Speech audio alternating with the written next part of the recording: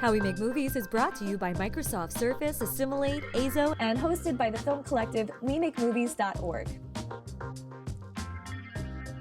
Hello and welcome back to Season 2 of How We Make Movies. We're so excited to be here at YouTube Space LA, and I'm very excited about our first guest. I met her at Sundance this year. She is a first-time writer-director, and the film was a very special one. It went through several Sundance Labs before getting accepted into Sundance, and is the first film in 10 years that Robert Redford decided to executive produce. She's come a long way, and I'd really like to welcome Sydney Freeland and the lead actress of the film, MorningStar Angeline.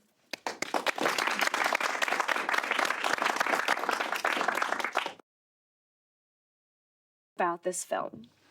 I have already seen it. Tell the audience. I'm excited. I want everyone to know about it. Yeah, go for it. So the film is called Drunktown's Finest. It's the story of three Native American teenagers who are trying to escape the hardships of life on the reservation. And there's sort of three very diverse characters. You know, one is a sort of like a thug, kind of gangbanger type of kid. Another character is a transvestite. And the third character is an adopted Native girl who is searching for her real family. And they're all sort of trying to escape the reservation through different means. So, like, one is going to college, one is trying to join the military, and one is trying to, what's the third one? Become a model. Become a model, yeah. It's only your movie. Do you guys want to see a clip of the film? Yeah.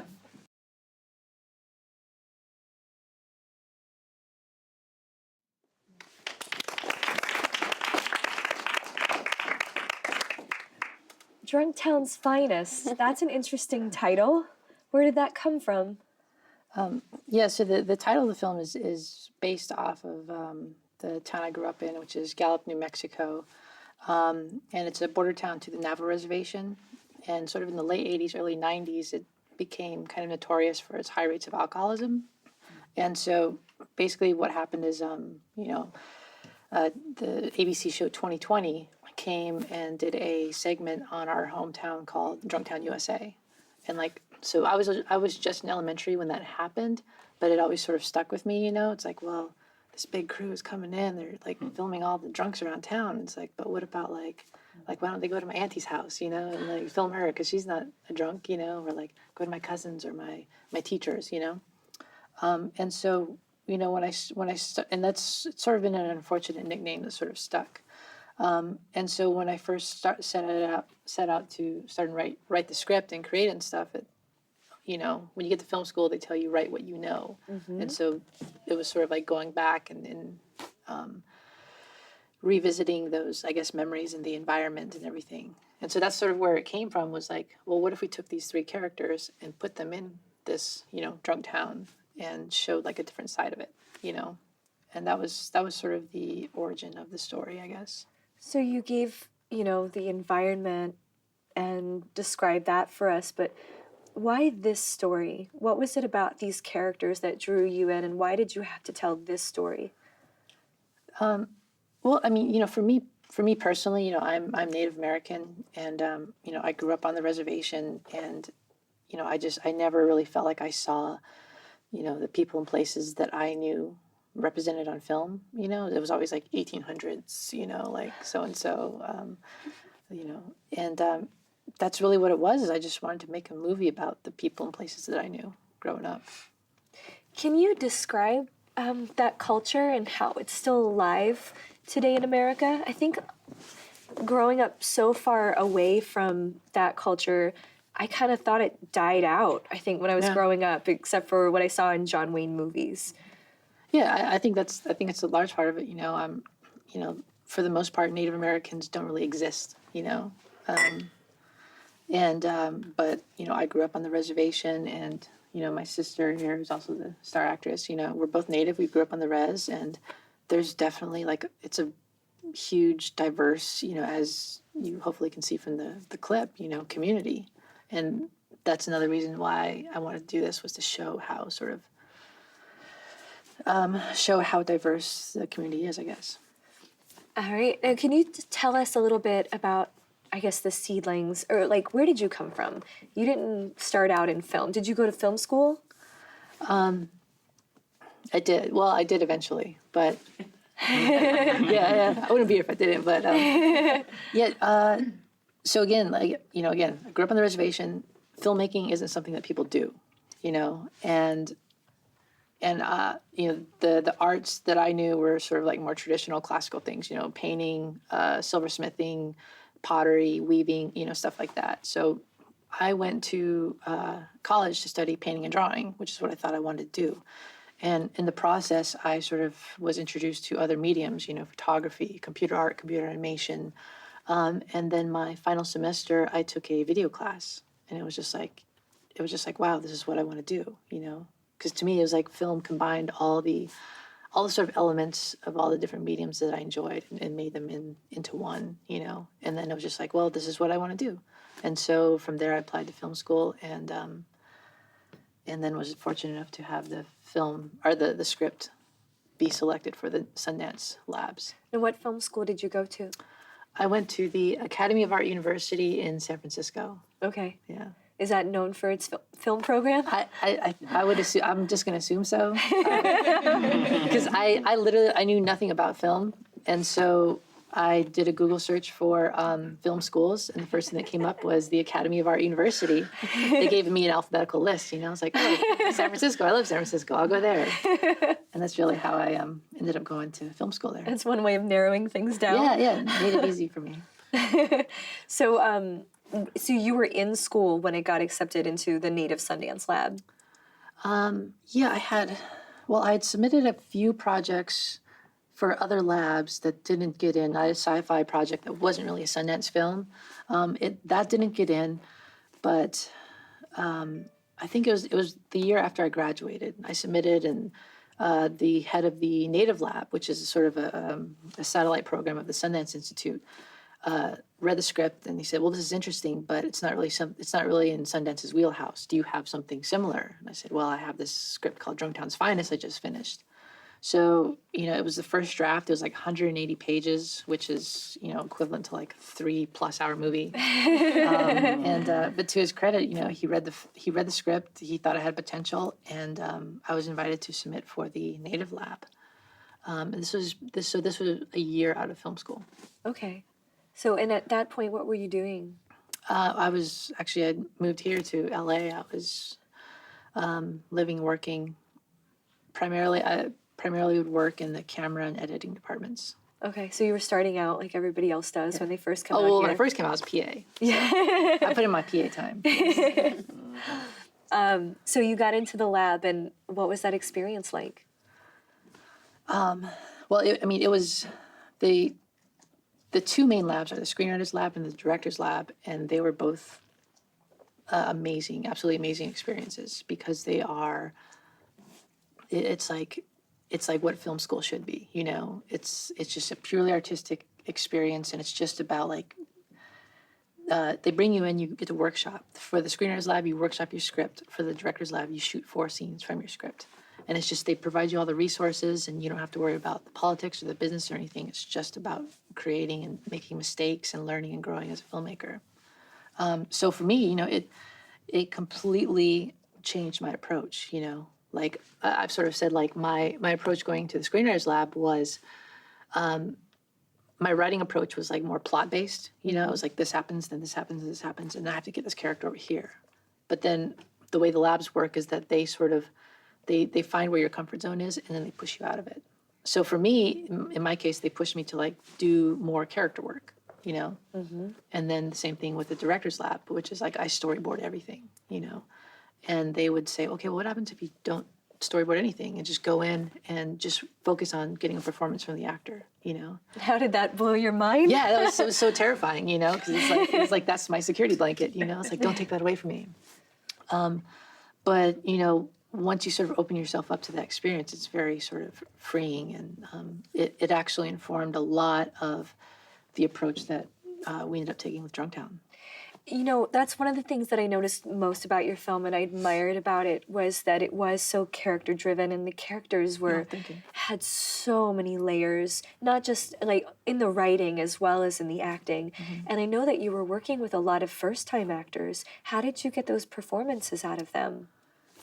Well, a lot of it was, again, there's like 36 speaking roles in the film, and so it was a whole variety of like actors' experiences, and so a lot of it was just trying to get everyone to like a middle ground, because we had people who were super experienced, like Jeremiah Bitsui, who's and had a recurring role in Breaking Bad. And Is he Native American? oh yeah, he's Navajo, yeah, so which is the tribe represented in the film.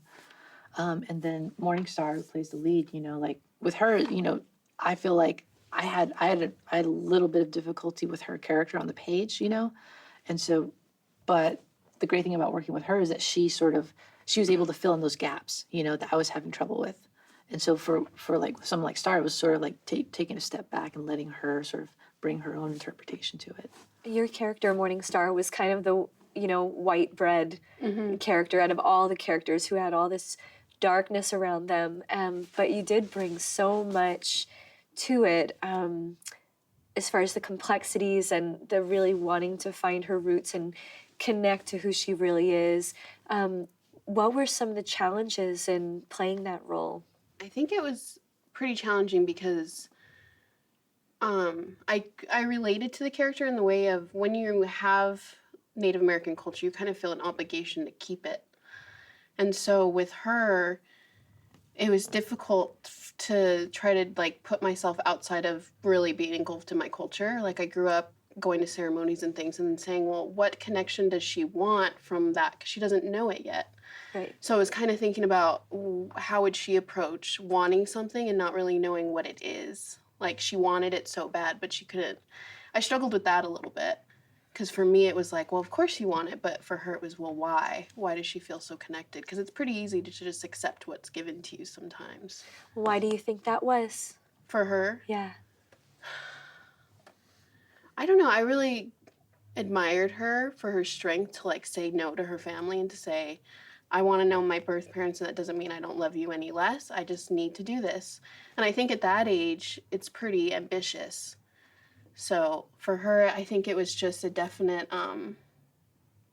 wanting a connection with something that's her own blood. I think that's really like the raw reason for it. One of the scenes in the film, and I told you this when I reached out to you and asked you to be on the show, had a very deep impact on me, and that was the moment she made the choice to drive straight and not turn right. And you played that with just so much subtlety and heart. And I just wanted to let you know how much I appreciated that. Thank you, yeah. Yeah. Yeah, it was a lot of little, like when I was reading the script, there was that moment, and then I think when she met her grandpa as well for the first time, I was like, how am I going to do this? Because it's purely internal. I get teary Yeah. just thinking about it. It was a very intense film. As you could see from the clips, it's, very dramatic. And I don't think that there were a lot of moments for comedy in it. Not that I remember. I don't remember like having that sense of relief, but I constantly remember having all of my attention intensely undivided and really wanting to see where these characters go. But you did a really great job with that. Back to the Sundance Labs, because I'm so curious. I feel like there's so many successful directors that come out of those labs, and you touched a little bit about some of the things that you learned, but can you talk maybe about the mentorships that they provided you or some other elements of that training that just really changed the way you do things? Yeah, I think for the labs, it's like the way they work is that they find your comfort zone and they push you out of it. And not everyone is willing to do that. Did anyone drop out? I don't think anybody dropped out, but I mean, let's just say, some people are more open than others. And there's something I had this I had to force myself to be open to as well. But I think the most important thing was with the director's lab was you had these advisors and mentors there who are on set who are they're working professionals. You have Caleb Deschanel, who's like he's DP for like Titanic, and you had Ed Harris, who's an actor, and they would come every day. They'd sort of rotate out, and you have a different advisor, and they would come on set, and then they would just watch you work, and then in between takes they'd pull you aside and give you advice and stuff like that, and that never happens, like in the real world, like in the real world or any film school I've heard of. or it's usually like like on this set it was like I was completely on my own, which is how I like to be, but this was because the labs are learning exercises, like they can give you that advice, like, oh well, like look at this, look at what they're doing right now and pay attention to that, and then like, and what if you tried it like this, like what if you like one thing that really sort of like struck me was I had this one scene that was it was actually Sick Boy and his girlfriend. Sick Boy is the bald character you see in the trailer, and he was coming back to see his girlfriend after being out all night drinking, and so his girlfriend was scrubbing the bathroom floor, and they come in and they have this whole conversation, and they're both sitting on the floor of the bathroom, and I came in, I'd storyboarded it, I blocked it out and everything, and I had this advisor, Jula Gazdag, who's amazing, and he came in and he says, "Why are they on the floor?" I was like, "Well, because I've storyboarded it that way." And he said, "Well, hello." Yeah, he's like, "Well, yeah." And so he's like, "Well, do they have to be sitting?" And I was like, "Well, yeah, because it's storyboarded that way." Yeah. And but he's like, "Well, think about like your actor. You're limiting them only to the upper half of their body. Think if they could walk around. What if they could move around? And what if they weren't sitting on the floor? And it's kind of like, oh wow, I never thought of it like that. And so that basically led to a. Also, for the sound guy though, shooting in a bathroom. Yeah.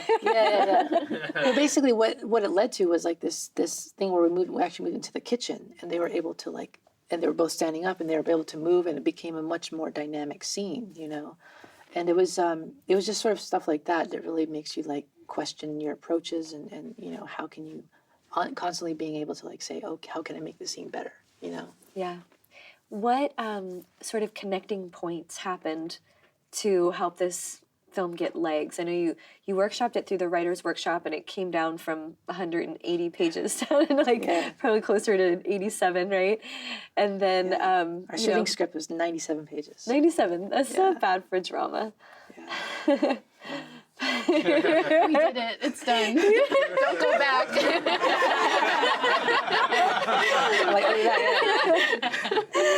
These guys, by the way, are sisters, which I didn't know when we first met. Like, it came out during the first interview. What was it? Close your ears. What was it like to work with her? It was actually, I remember, because I want to know this too. I only had like a 3-day notice, I think, of when I got the film and I started packing, and then someone asked me, they said, "So what's it going to be like with your sister?" And I hadn't thought about it, and I was like, I don't know. I don't know. And then I was like, I think it'll go well. And then I think we were about halfway through shooting, and it was just like, this is going well. And it took a moment to just like step back and to just realize that she was giving me like a respectable amount of space. Like she respected me as an artist or an actor, and then I respected her as the director. And so like, I think that's why there were no arguments, because it was like, when we're on set, it's like game face, and we're just doing our thing. And then afterwards, we'd start giggling, and we'd be like, remember this? And then the sister would come out. But during shooting, I think we were able to maintain a sense of... Yeah. Where were you living when you got the call? LA. Okay, so you live in LA too? I did, and then I went to New Mexico, filmed, and I was like, I need to be here for a little while. So I just moved back to Albuquerque. Oh, nice. Yeah. Nice. And you filmed in the town that you grew up in, no? Yeah. What was it like to go back there for you? Well, for both of you? Yeah, I mean, I think this sort of goes to her point as well, which is, I think part of it was because our shoot schedule was so tight, there wasn't really time to stop and think about things like that, Like, I remember, like, we'd be on set, and it's like, there was just, all you had time to do was react. You didn't have time to think, So it was just like, okay, so we'll go in, we'll get this master going, over, okay, we're out, and on to the next thing. And then, so with her, it was like, it would just like randomly occur to me, oh wait, that's my sister. Oh yeah. okay, and then you're back into it, you know?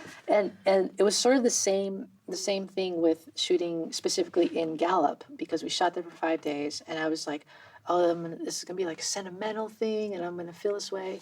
And you know, I mean, the thing is, I've been working in the film industry for like past 7, 8, 9 years now. And so once we got there and we were shooting, it was just like any other shoot. You know, it was just like, okay, we have a job to do, let's go out and do it, you know? And then after the fact, it was kind of like, oh yeah, we shot in my hometown, you know? That's kind of cool, you know? Yeah. It's like, okay, but now we got to go back off and do something. Did you guys stay with family, or did you stay in hotels while you Yeah, were there? we stayed with family, and that was funny too. It was like coming home to dad, making fry bread, and like just being himself. And it was, I mean, I think I had more time to really let it hit me, because we would be filming something and people would start watching, like just everyday people who live in Gallup, and that's when it hit me, because they were like, what are they doing over there?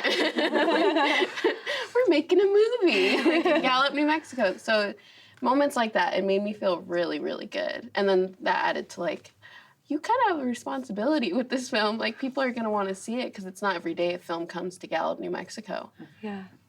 So, but it was a good experience in that way. And you decided to go back and stay for a while? Is it because you felt like it was time to reconnect? Yeah, the character, I guess, inspired that, really.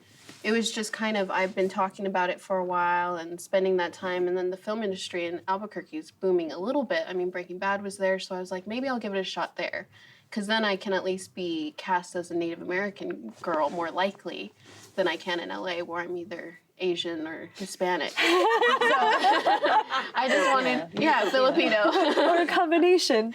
Exactly. It's like, I'm just the miscellaneous mixed girl, which is fine. Yeah. That's fine. But it was nice to go somewhere and like give that representation a shot, at least. I feel like I should do that. And then if it doesn't work out. So you're continuing with your acting then. That's great. Yeah, I always wanted to. And then this happened. I was like, maybe I should actually try. So that's what I'm doing now. That's great. That's great. What was it? What were some of the other benefits or challenges of working in New Mexico? I'm sure that, you know, because they don't have very many films coming through, that they probably didn't have a lot of film resources. Well, they do. I mean, New Mexico actually has a fairly big film industry now, you know, but it's like centered in like Albuquerque and Santa Fe. But like we shot some stuff in Santa Fe, some stuff in Espanola, which is up north, and then Gallup, which is way out west. And so we had resources, but it wasn't until like we went to Gallup, you know, that we really noticed the difference, you know, like meaning like, you know, like here in LA, you know, like you want to go, like you knock on someone's door. And then you say, oh, do you mind if we shoot in your front yard, you know? And then they're like, people in LA are, you know, for the most part, like, a little jaded, you know? And so they'll, you know, I worked on one shoot. We want $5,000. Exactly, $5,000, and then, you know, insurance and all this other stuff. And, but like shooting in Gallup, it was like we knocked on the door and we're like, hey, can we shoot a movie? And people were like, what? You know? And then once it sort of sinks in, they're like, oh yeah, you know, come in, you know? And then everyone's like super excited, and like we shot at this one family's house. The family made like lunch for the entire crew, and everyone was like really, once it started going and shooting everything, the community was like very receptive, and it was pretty, that part of it was pretty cool. I was probably really it was probably really good to get everybody involved as well. Yeah. You said there were 36 speaking roles. Yeah. How many of those roles were Native American actors? Yeah, so there was 36 speaking roles. 32 of them were Native American, and 18 of those were specifically Navajo, which is the tribe represented in the film. So that was it. And that just, you know, I sort of went into it like just trying to cast who was best for each role, and I'm really happy that it worked out like that. So that was just a kind of a side thing that happened. Yeah, yeah. How do you find Native American actors? Is it easier? It doesn't have to be related to You go to the Rio West Mall and put up papers and see. That's what you do.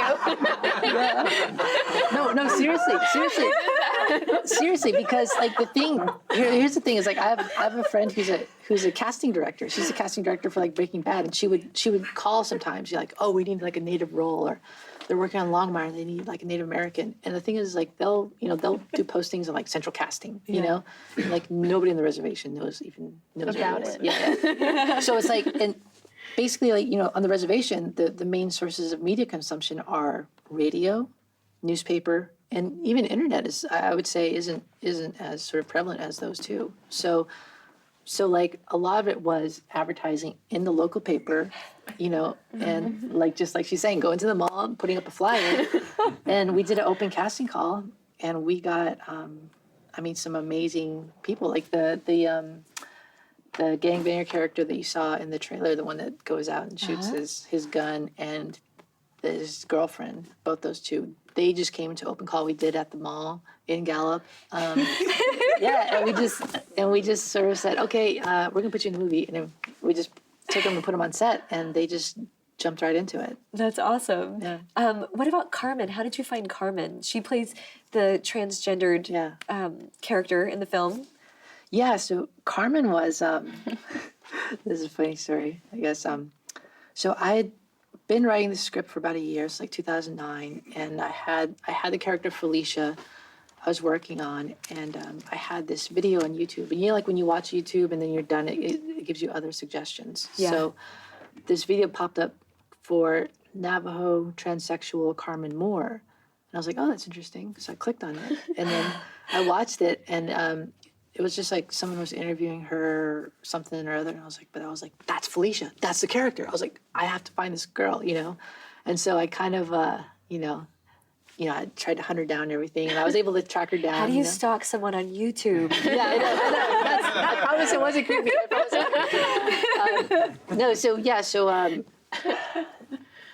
I think the other thing too is the reservation is small enough to, I think I actually found, like we had a mutual friend maybe. Because she grew up about 45 miles from our hometown. Okay. So anyway, Did you put an ad in the newspapers? Have you seen this space? Yeah, put it up at the mall. No, so basically I got her contact info, sent her email. I was like, hey, I'm doing a movie. I have a lead character who's transgendered. Would you be interested? And, you know, to her credit, she wasn't like freaked out or anything. And she read the script and she responded, you know, she seemed to respond well, and said she was interested. And then when I got into the director's lab in 2010, we were able to bring her out to the Sundance Resort, which is where the labs take place, and shoot some scenes with her. And that was our first time really working together. And that was the first time I was like, okay, she can do this. Like Carmen is this character, but more importantly, she can act, you know? I remember asking her in the interview if she had any trouble playing a transgendered character, and she's like, no, because I am. And I was like, okay, you know, that's how you nailed it. Can you talk about transgendered culture in Navajo culture, like how those are intertwined? So that's actually a big sort of part of the storyline is the Carmen character. She's transgendered and she's sort of searching for acceptance, and she's trying to become a model. And sort of I guess without giving a spoiler for the film, is that there's a cultural aspect to like of being like a third or fourth gender. You know, there's a concept of a third and a fourth gender in Navajo culture, and so I tried to tie that in with her character, and it ties into her storyline. But I'm sorry, what was the question again? I just wanted to know, like, what was unique about transgendered culture in Navajo culture that maybe is different in the rest of American culture? Is it more or less accepted? It's yes and no, you know. It's a very interesting dynamic because, like, I grew up on the reservation, and there's a lot of things I didn't really know, you know, about my own culture. You know, it's sort of like people tend to sort of like pick and choose what parts of the culture they like. Like, oh, the brave warrior, macho, you know, male part of it is like, oh, that's what we are, you know. But there's other parts of it too, which I feel like maybe Western influences have sort of like, oh, we don't really do that part, you know. Right. So I moved to San Francisco. I was going to film school in San Francisco, and I met this trans woman who we started talking, and she found out I was Navajo, and she's like, oh, that's great. The reservation must be so loving and accepting of trans people. And I was just like, what are you talking about? You know, so I grew up there, and it's not, I don't know. I mean, it's not a hostile environment, but it's also not. It's not the safest, but it's not the most hostile, I guess. Right. And so I sort of started researching and learning about my own culture. And I learned about this aspect of a third and fourth gender in Navajo culture, you know, men who live as women and women who live as men. And it was just sort of commonplace, you know, back in the day. And I guess it's sort of been, that part of the culture has kind of been suppressed, I guess. Really interesting. So I mean, and that's that part of it I found very interesting, because that dynamic is like specific to the reservation, because you have this grandma and grandpa who are conservative, who are very traditional, but because this is part of the culture, they're like completely open and accepting for their granddaughter, you know? And I thought that was really interesting. And that's what we were trying to sort of portray. Yeah, you did a very good job of it. I've got some questions from the audience via Twitter, if you're ready for those. This one is from follower at Eric D. Altman, and he wants to know, what's the greatest change you see in yourself from when you graduated to finishing this film? Graduated film school? Yeah, I think so. Graduated life. Yeah, I have about 4 gray hairs. That's a good question. That's a good question. I think I have a much more sort of realistic approach of how I do things, you know, because, you know, coming out of film school, it's like, I'm going to be a director, and I'm going to, you know, it's like, no, you're going to be a PA for 5 years, you know, and then you might be a camera assistant, you know, and it's really, it's a very sort of humbling experience, you know, and when I had the opportunity to direct this film, it was very, you know, I feel like I was very grateful for the opportunity. It made me appreciate it, you know. Did you produce any shorts before this? This was your first feature, but had you directed anything else? Yeah, I've directed about 25 short films. Wow. Yeah, but I mean, it's more glamorous than it sounds. You know? It's like half of those were in film school. You know, Yeah. those are like, you know, little 16mm experimental films and stuff like that. So, but yeah, I'd done films before. Next question is from at C Kukahiko. He asked, have you ever acted yourself? If not, do you think acting a little might help you work better with actors?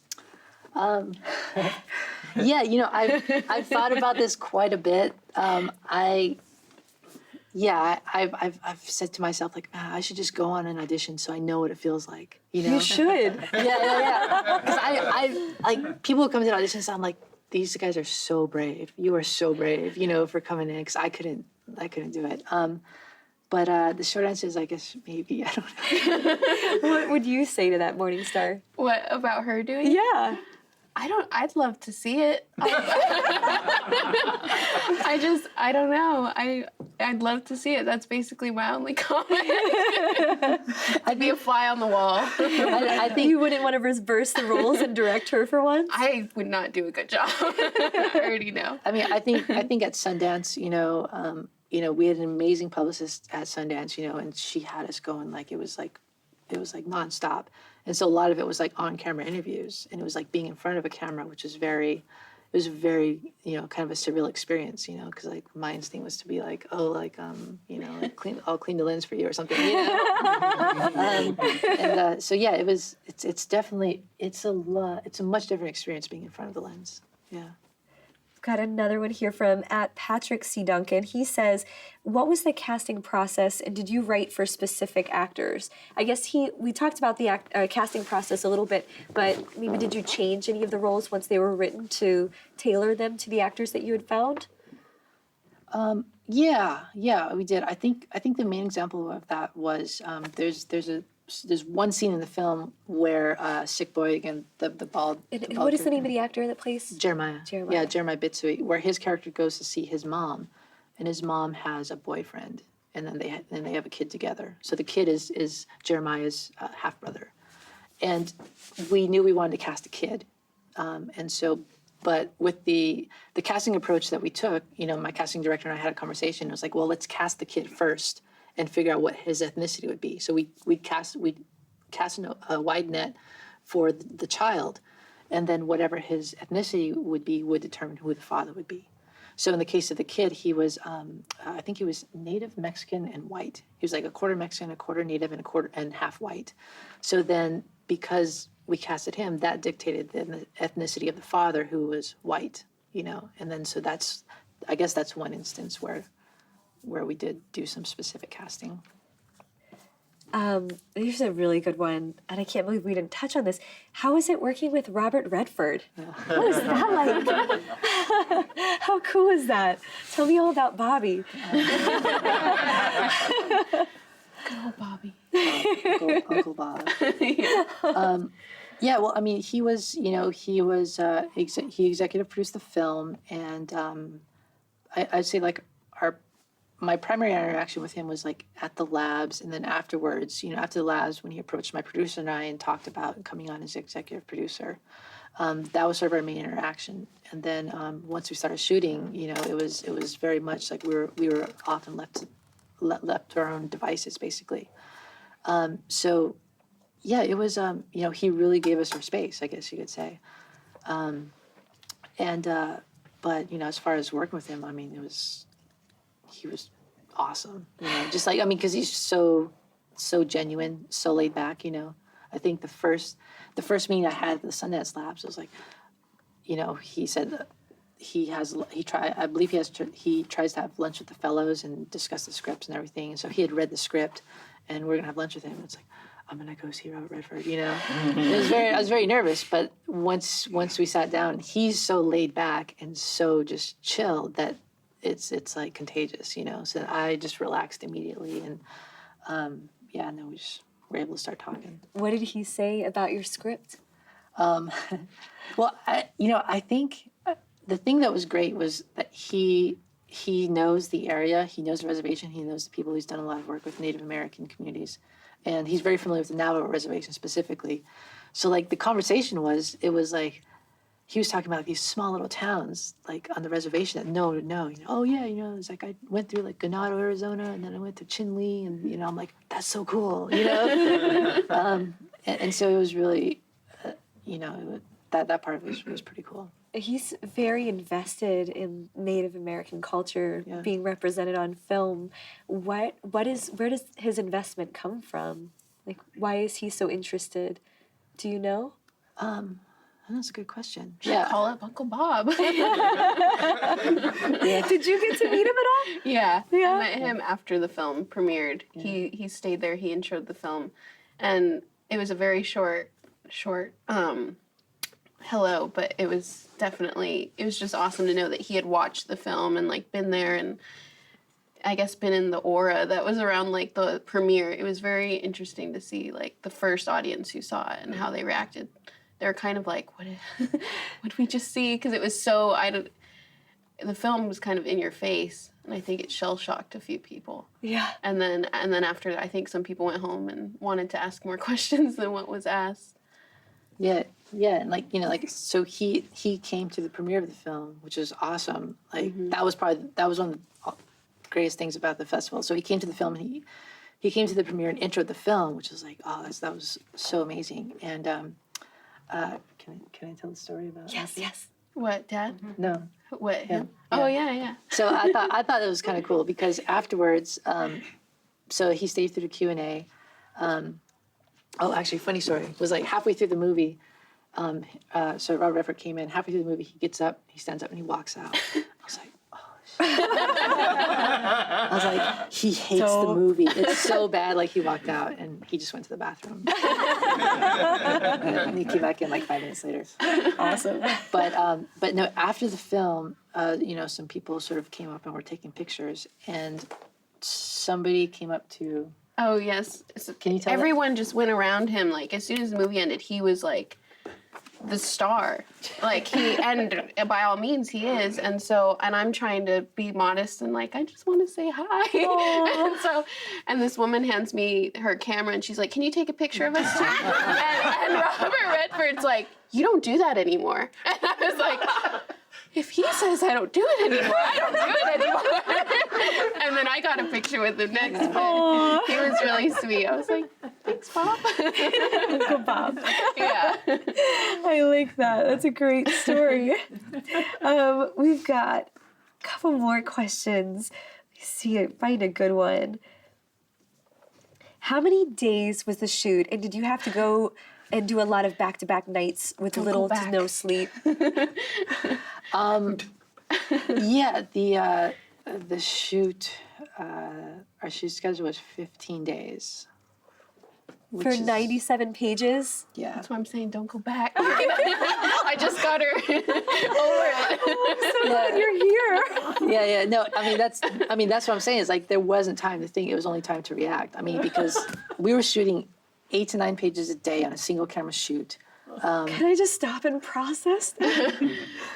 8 to 9 pages a day? Yeah. And on a full-length feature? Yeah. How long were your days?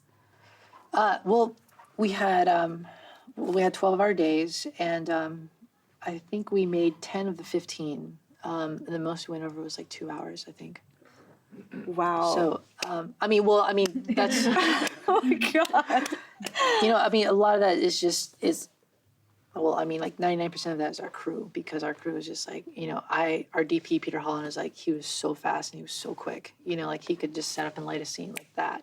And, it was, a lot of times we were shooting rehearsals and we were, we'd shoot a rehearsal as our master, and then we have to go in and there wasn't really time for flourishes or, anything like artsy or anything like that. It was like, we were very specific and stuff would come up and we'd have to adapt and everything. And I actually admire like MorningStar and Sick Boy and Jeremiah and like Carmen more because this was MorningStar's first feature and she had no idea what she was getting into. So she was having she did like some 8-page days, as an actress, and like, I wanted to go there and give her a hug, because I could see she's like 12 hours into it and she's like still going, So yeah, it was a very abbreviated short shoot schedule. Wow. I do have other projects. Did you know back in high school that filmmaking was what you wanted to do? I think you answered that already. You really didn't know until you were already in college. Yeah. At Lynette Cole asked, did your community watch the film and how did they react? No, they haven't. They haven't seen the film yet. It premiered at Sundance, which was like maybe 4 weeks ago now, something like that. Yeah. So we're just barely starting. We're just at the very beginning of a sort of a festival run and stuff like that. But I definitely want to have it premiere at Sundance. I mean, in Gallup at some point. Yeah, I think that would be very special for everyone. Take 5 or Yeah, something. I think that's when, if any time, that's when I would be sentimental. Yeah, Yes. definitely. I want to know, after this whole experience, because this sounds like, how many years in the making was this, by the way? I wrote the very first draft. It was in film school, so it was 2005. But it was similar in name only. But this version, I wrote the first draft in 2007. So it's been a long process. Yeah, it's like 6 years of writing and rewriting, and then 1 year of production and post-production. If you had anything you could share with budding independent filmmakers about what you've learned in the last however many years since 2005, what would you want to impart them if you could just only tell them one thing? I would say learn to accept rejection and use it to better yourself, because rejection it's just the nature of the beast, I mean, I got rejected from, I think I submitted 7 times to the Sundance Labs before I even got into the Native Lab, so, and there was all these ups and downs with the films. We almost shot the film in 2011, and our producer, who's amazing, Chad Burris, it just, we needed 100 things to go right and only 99 of them did. And that was a very sort of tough tough part to like almost be on the verge of shooting and then have the boulder roll back down the hill. And it was just a lot of rejection and trying to pick yourself back up and all that. So What kept you going? I don't know, insanity, I guess. No, I just really felt like I had to tell the story, you know, and the desire to tell it, you know, outweighed the desire to give up, you know, like 51-49, I guess. Yeah. She's gonna be modest, like as her sister. Yeah, what's your side of the story? I was like the one doing my thing, like going out or being at home and doing it, and she's locked herself in her room and she's like, I'm sure wanting to socialize or something, but she's so self-disciplined. And that's why it was like 7 years or something, I see her in her room, like writing, getting food, going back to writing. And honestly, that was why for me, when she said, okay, you got the part, it was like, you trust me with your baby? I was like, are you sure? She's like handing it off to me. I'm just like, but it was nice to know that she thought I could do it. And then I was like, if she thinks I could do it, she wouldn't just do that for anything. And that's what made me feel really good. What gave you so much faith in your sister, knowing she hadn't acted before? Well, you know, I tried to be more sort of, I tried to be harder on her, you know, just because she was family and I didn't want to, you know. But, you know, I would say we probably auditioned maybe 30 girls for that role. And it was just trying to look objectively at her audition tape, you know, like just strip all the stuff aside and look at her purely as an actress. And the thing that sort of set her apart is, I'm going to talk about You're Not Here Now. Close your ears. So like, I would say, you know, the thing that sort of set her apart is it came down to her and one other girl. And you know, the other actress was much more technically sound and, you know, had more on her resume. But with MorningStar and her audition tape, it's like you could just see into her eyes and see that these like sort of these there was this like there was something there, and it's kind of like still waters run deep, you know, and there was a lot of depth behind her eyes, you know, not to sound like, you know, like artsy or whatever, but like on her audition tape, it was like I wasn't looking at my sister, I was looking at an actress, you know, and it was like then the decision became easy, you know. Because like there are people who have come in an audition and it was like, oh, there's no question that person's going to be in the film, you know. And so once we saw our audition tape, and it was like, okay, she's right for the role, you know. Was that hard for you going through the audition process like everyone else? Did you ever feel like, No, sis, why don't you just give it to me? No, because I would call her. I'd be like, hey, I need you to put yourself on tape again. All right? Yeah, bye. yeah. And that would be it. So I remember I thought you had already cast it, and like I was just like, if she found someone, you go, girl. And so when she called me and she said send it in, I was kind of like, oh, all right. And I remember I had to go to work, and she was like, I need it by today. And so I just did it, and I just kind of flung it into the universe and was like, we'll see if it happens. And then when I got the call, that's why for me it was like, I thought maybe she was doing it to just make me feel good. Like I just didn't know. I didn't want to expect anything because that would be unfair to her artistically to expect something. So, yeah. Yeah, and it was very much like, you know, like, and I, you know, we brought in our casting director and my producers, you know, and we're like, okay, just tell me I'm not crazy, but tell me she's not gonna, you know, she's not great for the role, you know. And they were like, my casting director was like, yeah, you crazy? Like, cast her, okay. Awesome. Well, what's next for the film? You said you're going to continue with the film festival circuit from here, and are there any prospects of someone buying it right now? Yeah, that's also very, very new part of the experience, because it's like now it's completely out of my hands. Now it's my producer and my sales agent, you know, and they're just off. And like, I'm like, I want to do something. Should I do something? Like, no, you just go do your stuff over there, you know. So I just know they're in the process of trying to sell it. We did sell the international rights. We made an international sale to Sundance Channel and AMC, I believe. And so now we're trying to do domestic.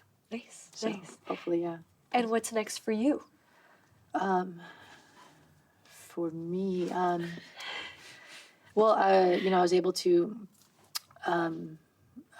sort of was able to get representation, so I now have a manager who's setting me up with meetings, around LA, and I've been going on those, just kind of general meetings with studios, production companies, and hopefully can turn that into another job. I have a second feature that I'm working on, which is it's a sci-fi time travel film, which is a total 180 from Drunktown. But I'm really sort of jumping back into that.